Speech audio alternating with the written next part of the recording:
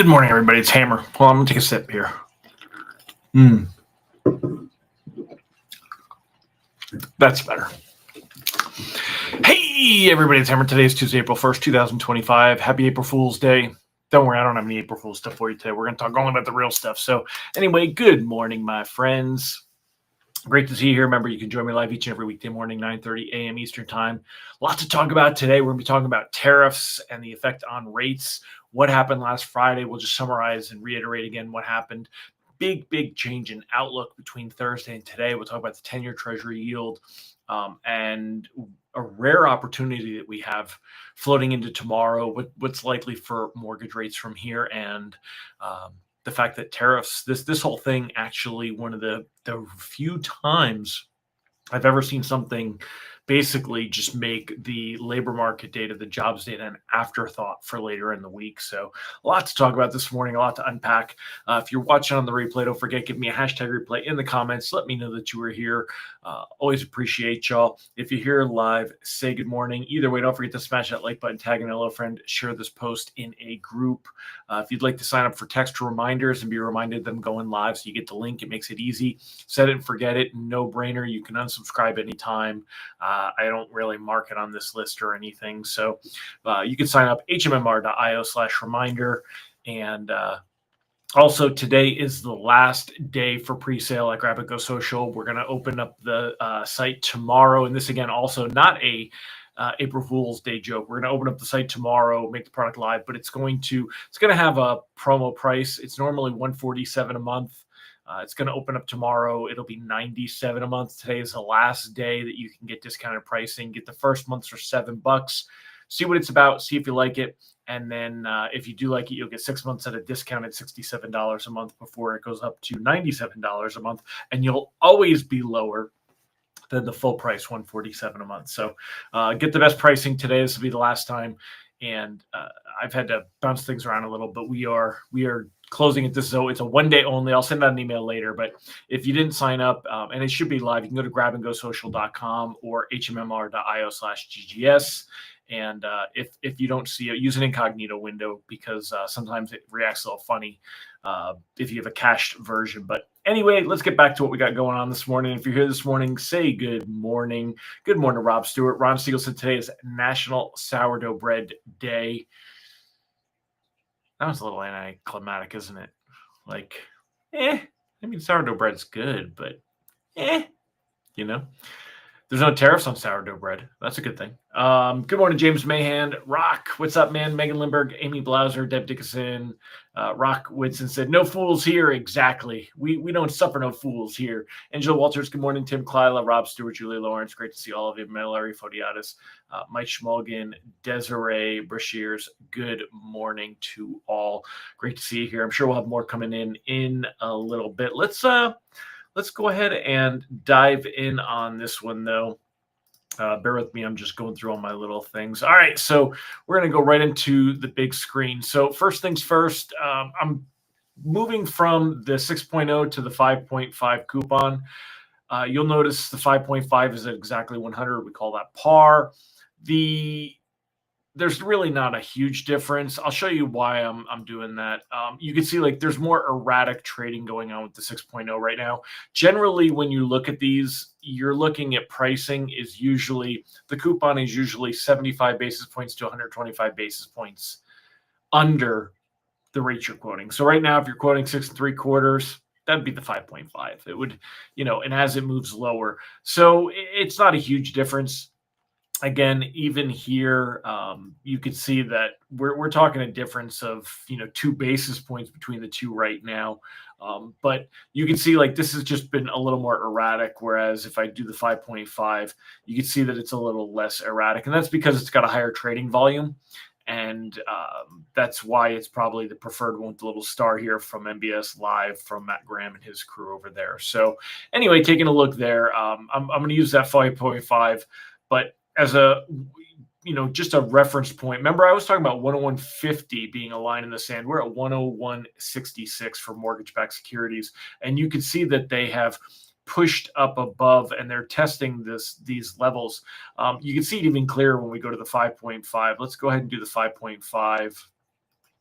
And let's click the advanced chart button, and we'll zoom in on this. So looking at the 5.5 here, you can see, let's go ahead and draw a line, and we'll just draw it right here.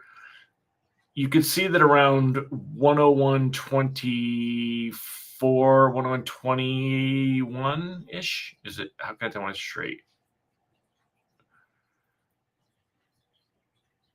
That looks straight. All right. So I don't know. Oh, I did one of me. So we'll do it like right about here. So let's put this end up a little bit. So yeah, there you go. So right around that 101.23 ish mark. Let's change this to yellow so we can actually see it. Taking a look here, right? You could see that this was kind of the best level that we saw. Now, remember though, back in September, before when we saw the best rates, this is where the 5.5 coupon was. It was up here around 101.50, 101.60 area, much better than where it is now at 100, about 50, 60 basis points higher. But remember, we came down in October, and we kind of settled for a little bit, and then it dropped even further. And then as we came into December, it came up, and it only hit this level. We dropped all the way down. As we got the rally in February, we came up, we tested that same level that we hit over here in December. And then right now, we're right below that level. So we want to be watching. That would be about 20 basis points higher than where we're at today. We want to see if mortgage-backed securities can break above that level. Another technical we want to watch the 10-year treasury yield and 4.20. So kind of a line in the sand for the 10-year would be 4.20. Right now it's at 4.18. If it stays below that 4.20 mark, that's going to be a big deal. Definitely something to pay attention to. So, I put a lot of time into the lock email this morning. Let me pull that up real quick here, and let's pop this out. Okay. So let me go through this. Let's kind of use this as a reference point here. I'll pop that like that. Okay. So rate sheets today, they're going to be better than yesterday. Generally, we are saying, you know what, let me move this. I'm going to put this over here and move this here and get rid of this. Actually, we'll just leave that up because I might delete the. All right. So rates today going to be better than yesterday. Some lenders likely to match the best pricing that we saw back in March. So that would be around 6.70. Basically, and I think, we saw 6.71 here on March 20th. Before that, I think we saw it here at a 6.70 on March 4th. So that's our possibility here, is seeing some of the best pricing that we've seen. Yesterday, they show at 6.74. Look at the reversal that we've seen since last Thursday. Last Thursday, 6.82. You can see that in mortgage bonds, mortgage-backed securities. You can see that here, where we kind of capped off. We were down here at 6. This was Thursday, so the lowest. Remember, the lower is the lowest level. And Friday we bounced up, and then Monday and today we're up here. And the 10-year treasury yield, look at how high it peaked right here again on Thursday. It was up at 6.36. Now coming down, the best level we saw it at was 4.16. We're at 4.18 right now. So that is a huge turnaround. Can't stress enough that last week we were locking loans closing near term because we had seen this 10-year treasury yield moving higher. We had seen mortgage-backed securities moving lower. That reversal has been all about tariffs and the concern over tariffs. Tariffs going to get all the headlines right now. So Trump has come out and said that he's going to go ahead and announce everything. He's making big fanfare on it. Again, I don't care how you feel about Trump. You don't care how I feel about Trump. I'm not supporting or endorsing or pissing on any of this, right? I'm just talking about, I'm reporting on it. We're talking about what's actually happening and how it's going to affect mortgage rates. So Trump is holding his cards surprisingly close to the vest. He's not always the most secretive, if you will. He'll flip-flop in a heartbeat. doesn't have any qualms about that. So he will swivel and move and change things. Right now, though, he's holding these close to the vest. He says that, yes, he's already decided what's going to happen. There's a lot of jockeying behind the scenes that they're talking about, a lot of reporting, and I believe this. This sounds like it would be very right. The debate behind closed doors highlighted conflicting priorities. The biggest one, he wants to raise revenues with tariffs and use them as leverage to get other nations to lower their own duties or make other policy changes. But if tariffs are subject to negotiation, could be lowered over time, that would raise doubts about how much revenue they could ultimately be expected. I don't know that he cares. So keep that in mind, but that's something that traders are looking at. Markets are kind of reacting to right now. What I will say, you can tell that he has his administration trained. They are, when I say trained, I mean like behaviorally trained. They are all towing the company line. Any doubts that they have, they're being quiet about on this. As far as what effect it will have and all these different things. The reason this is a big deal is markets, and the reason it's helping mortgage rates is because markets feel like these tariffs are going to spark true trade wars, that they're going to, possibly cause a recession. There's some speculation that we're at 35% probability of a recession at this point. Who knows, right? This is all everybody just kicking rocks in the air. It really, nobody knows. Nobody knows what's going on, but there's a lot of speculation about that. There's a lot of concern. We could see stagflation. Stagflation is when inflation goes up, which it would, even if it is only transitory, but prices would go up in the case where you're charging a lot more for items. Even if companies eat some of it, they're not going to eat all of it. So stagflation being inflation goes up even while the economy slows down. That's what markets are concerned about. One thing I'm going to point out, this is all very, very early in Trump's administration, in his 4-year reign here. And people have a short memory. So he's going into this and he's creating chaos and havoc. And he still actually has really good numbers on a lot of different issues, including immigration. But this could be something that makes him unpopular for a while, and he'll get through it, because if it takes a year of a poor economy or 2 years, he'll get a lot of grief. But people are going to remember what his legacy will be is what happens the last year of his presidency. And that's 4 years from now. I mean, that's quite a ways away, my friend. So that's really what is, I think that opens up a lot of possibility to what different things are on the table. Let me know your opinion. I'm going to open up the chat. Let me know if anybody wants to come live and chat about this too. It's 13 minutes, so we've got a 5 minutes, and we'll do that. So anyway, as far as mortgage-backed securities and all this stuff, we absolutely want to be floating right now. We're at a crossroads, okay? There is no idea which way this is going to break. However, this is the first time that we've seen the possibility that we could see rates drop back down to September's levels. Remember that it was about a half a point better than where we're at right now. We're around 6 3/4 using Mortgage News Daily as a reference point. We were down at 6 1/4, maybe even 6 1/8. So what would have to happen is if we see a huge reaction tomorrow to the tariffs that get announced, if we see more fear and uncertainty, if what Trump announces creates more questions than answers, how are they going to implement it? What effect is it going to have? If we see that, and that's Wednesday, then we go into Friday's jobs data. And if there's weakness in the jobs data, you're going to see a lot more concern that the economy could slow and where the Fed is. Right now, expectations are that at May, there's less than a 20% chance that the Fed will cut come this May meeting. We could see this increase dramatically if we get a weak labor report and depending on what happens with the tariffs. Expectations right now that we'll see a cut in June.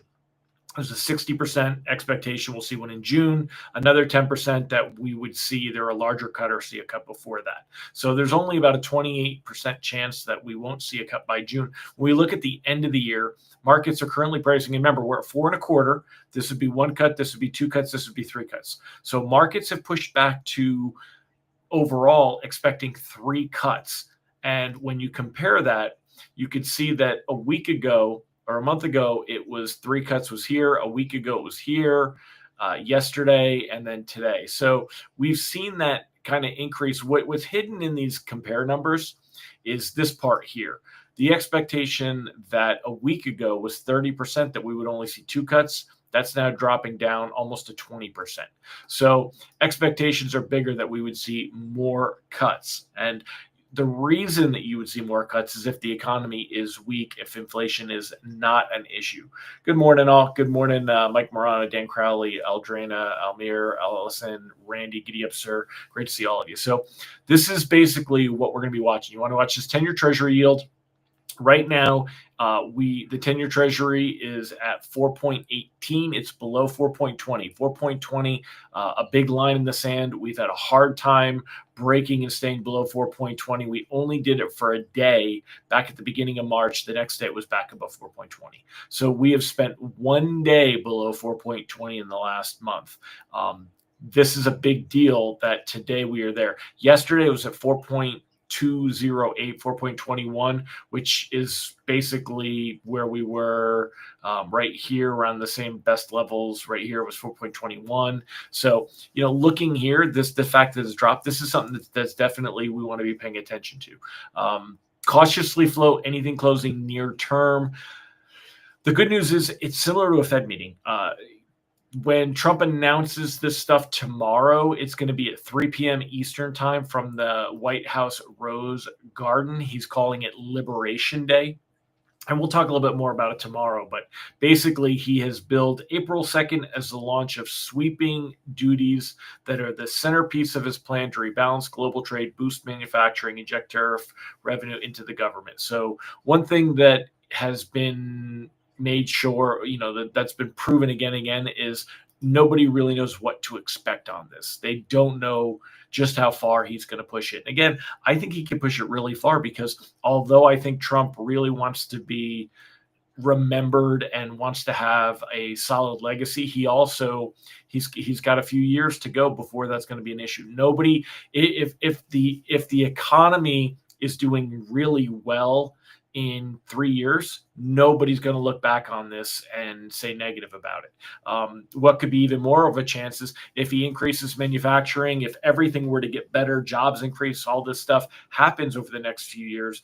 It may be a bumpy ride. He's already said that he thinks it could be a bumpy ride and that he doesn't care because he's got that end game that he's playing.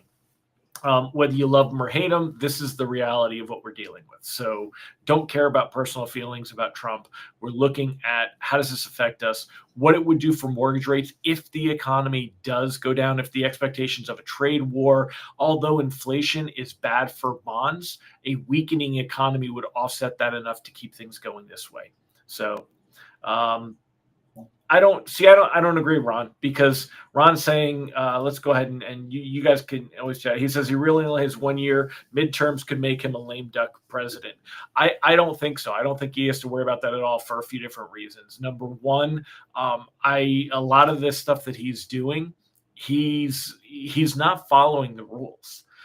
He's not following the laws. Again, I don't care. I don't want to hear about people that it's funny because people that support Trump, they justify the behavior. People that don't like Trump, they crucify the behavior. But either way, it's what's happening. They're ignoring the Democratic judges, and they are Democratic judges, at the lower levels that are pushing back on some of these things. But even these tariffs, the president is not supposed to be able to have this much control to manipulate tariffs. Congress is supposed to have more of a say in this. The reason that Trump is able to just unilaterally make these decisions and play this card is because we've written all these little caveats in about national security. So as long as Trump says this is a matter of national security, well, then he has the ability to make these sweeping changes. Now, there's a lot that could be done around that. Where he's going to need Congress will be more for the tax stuff, and that'll get done before he gets to the midterms. But again, I think I see what you're saying. I don't necessarily agree with it though. too small of a majority in Congress. Tim also agrees with Ron as far as that goes. So, well, I mean, again, I love that we have this conversation. Make sure everybody that you hear this other point of view, the contrarian point of view about how much time he has. Either way, we're still in that year. So, good morning, John. So either way, we're still in that year and what it could affect here. So, all right, my friends, well, I'm going to wrap it up. Let me know, what do you guys think? Do you guys think that rates are going to improve? Do you think we get back to those September rates? And are you preparing for that? So, the main thing is, do you have anything lined up to pull the trigger on refis? If rates drop that low, we don't know how long they would stay that way. So you want to make sure you're optimizing your opportunities for business on all this. Ron said, I'm a Trump supporter. He needs to start using Congress more than he is now. Yeah, there's a thing. I agree with you. So, but that's a good conversation. What do you guys think is going to happen to rates? So let me know in the comments. Do you think we're going to see lower rates this week? Do you think rates are going to drop farther, or is this like a quick chance to lock in some deals and then rates move back up a little bit? Again, overall, we're still in that same range that we've been, very much 6.70 using Mortgage News Daily as a reference point. Let's, as far as where it would be. Yeah, I love that you guys all share your opinions on this, Almir. I see your opinion too, as well. So definitely let me know, what do you guys think is going to happen with rates? And I'm going to go ahead and wrap it up. Ron said, great insight on Barry's update yesterday. Rates should drop based on Barry's conversation with Besant over the weekend. Besant suggests a 3.9 10-year by year's end. I know that's what they want to push it lower. The question is how do they get it there? And can they do that? And I think that they probably could. So I agree. Where did you see? Oh, was it on MBS? Or hit me up, Ron, because I don't watch Barry stuff generally. So I didn't see that. I try to form my own opinions on things. So, but yeah, that would again. I think we'll see rates stay in these areas. They're not necessarily going to move higher. I think we are going to see the economy suffer a bit, and we'll see things move lower. The question is how low, but that's why my lock advice is to float. But it's not going to be a straight downhill run, and there's definitely going to be some volatility. Tomorrow could be crazy. Friday could be crazy. So you want to be prepared for it. They mentioned how as well. Yeah. Cool. All right. Awesome. Well, I'll ping you. I'll DM you. We'll chat a little bit more. So, all right, man.